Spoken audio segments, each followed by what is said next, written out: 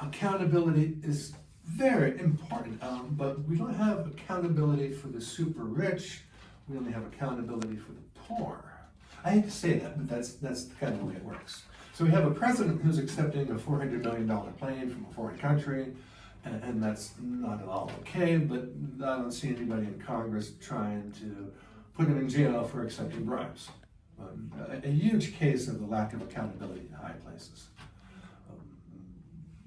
Billionaire secret hedge funds. Again, a lack of transparency and a lack of accountability. All these secret places for billionaires to hide their money. I don't get that. Yeah. All right. So, but if I do something wrong, I'm going to probably get busted. So there's no accountability for the super rich because it's their world and they own it. They're in control. The rest of us, we better do what we're told. Well, okay.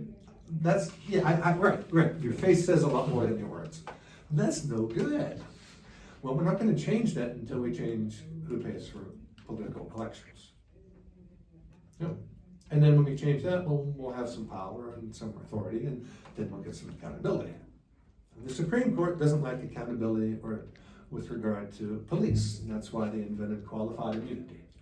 And there's a lot of discourse about qualified immunity. See, way back, right after the Civil War, Reconstruction period, Congress passed a law, the Ku Klux Klan Act of 1871, way back then. And they decided that individual people should be able to sue the government when the government violates their civil rights. All right, that's cool. The Supreme Court said, nah, not so much. We'll protect cops and the rest of the government with this fiction called qualified immunity. Well, Congress could get rid of that. Yeah. They haven't because they like it. They like the lack of accountability. Well, I don't. So I'm going to file another lawsuit against the city of Sioux Falls, and this time against the county, and talking about all kinds of civil rights abuses, and we'll get some resolution. Oh yeah. One thing they like to do is they like to bug people without reasonable suspicion. Yeah. It's like if you're going down the road looking a little weird and a little shady, you're talking to people. Oh, what are you doing? Sorry, dude, you can't bug me. What about the Fourth Amendment? Oh yeah. I was collecting signatures to get on the ballot one time. 8:17 and walking around the neighborhood, knocking doors and leaving flyers. And somebody called the police. Yeah, somebody called the cops, and the cops gave me grief, and I said, hey, I don't have to talk to you guys, because Terry versus Ohio, and reasonable suspicion, and Fourth Amendment, and he sure wanted my name, and I said, sorry, goodbye. But that kind of experience shouldn't even occur, because police need to have a good reason to bug people, and they're not supposed to just be aggressive and enforce laws that don't exist. Can't do that. And police should not injure people with handcuffs. They do. Well, you can't do anything about it. No, sorry. You just don't matter. If they put the handcuff on too tight, if they smash you into a wall, if they break the bones in your wrist, okay. Wow, no, it's not. So yeah, there's all these problems, and I'm addressing quite a few of them in my lawsuit.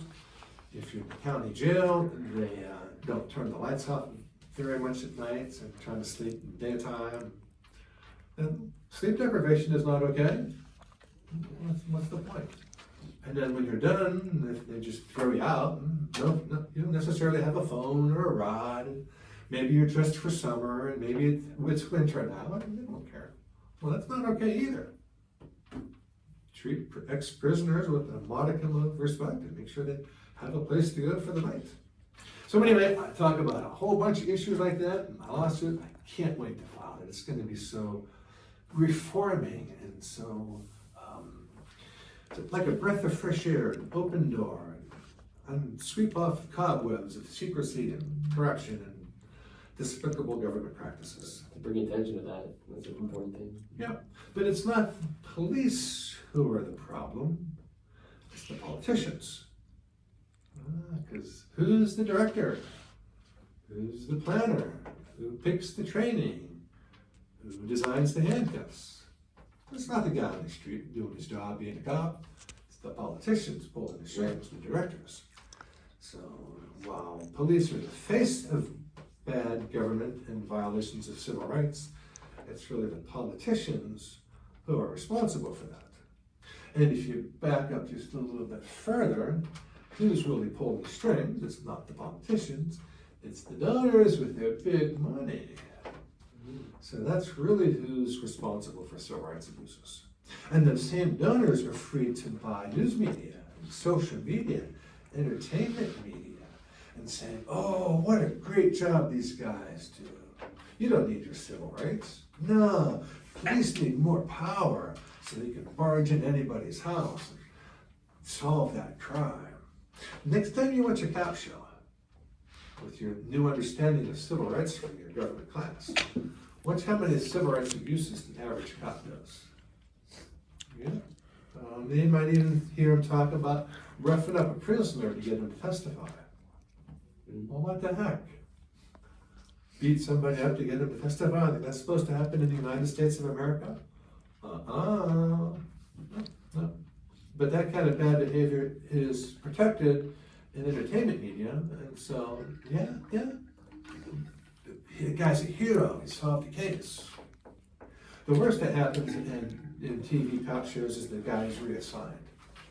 Never prosecuted for roughing up a prisoner. And even getting him reassigned, oh, Yeah, not what really a realistic scandal. or what it should be in real life. The show is, Well, but actually, that is kind of what happens in real life. Cops and prison guards don't get prosecuted for beating somebody up. They don't. They don't. Now, George Floyd got killed and nothing would happen unless there was a massive protest. Oh yeah, sure. Oh yeah. You can read about the murder of Fred Hampton on Wikipedia. He was a big civil rights guy, killed by Chicago police, rather deliberately. Oh yeah, murder of Fred Hampton. You go check it out. okay. Yeah. Sounds familiar, but I don't look it up. Mm-hmm. Yeah. Oh, I don't think that's okay. Yeah. And you hear about people in Russia getting thrown out windows for complaining about Putin. Well, how did you hear about people in prison actually getting suicided here in the States? Well, it's the same kind of idea. Yeah, but do we hear about it A little bit. Yeah, hopefully more often we can bring attention to it, but they try to. Now, nobody thinks Epstein is a hero, No. but he was suicided in jail. Yeah. Yeah, well, that's not supposed to happen. He probably had too much information on too many people and can't let that go. Oh yeah, so yeah, what were you saying? We need transparency, we need accountability? Yeah.